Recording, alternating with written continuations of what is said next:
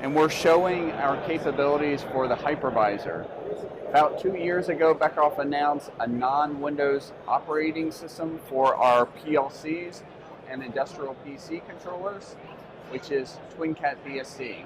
So we now support Windows operating systems and TwinCAT BSD, which is a branch off of the free BSD Unix system.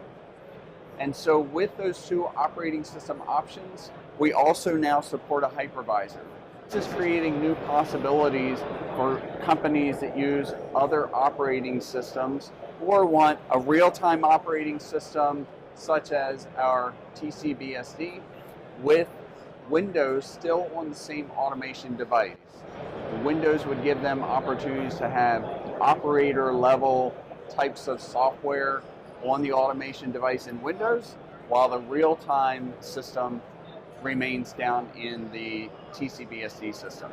If we look at modern PLCs today, it's kind of a marketing between the word PC-based controller or PLC, because modern PLCs today do use some type of real-time operating system and perhaps a hypervisor and Windows or some operator level operating system.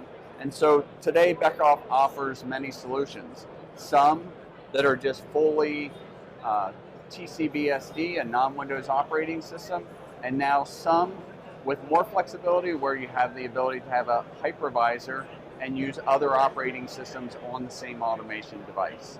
Windows being one option, Linux, QNX, there's many different operating systems available on the market, and now all of those could be combined into a single automation controller. Here you can also see a range of different controllers from Beckhoff. Ultimately, we'll support TCBSD or Windows, so an optional choice by our customers to choose any automation device from Beckhoff and then choose their operating system of choice. Each of these PLCs or industrial PCs would also then have the option to even be delivered already formatted with a hypervisor from Beckhoff.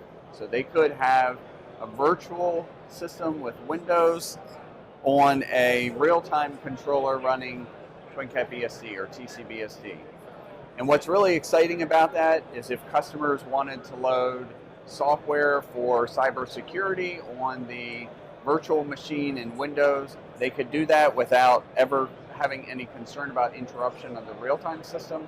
They could even power cycle the Windows virtual machine without having to stop or recycle the real-time or whereby stopping the machine and rebooting the machine. So the machine could continue to function, the real-time function, while they updated the Windows system and perhaps updated cybersecurity software.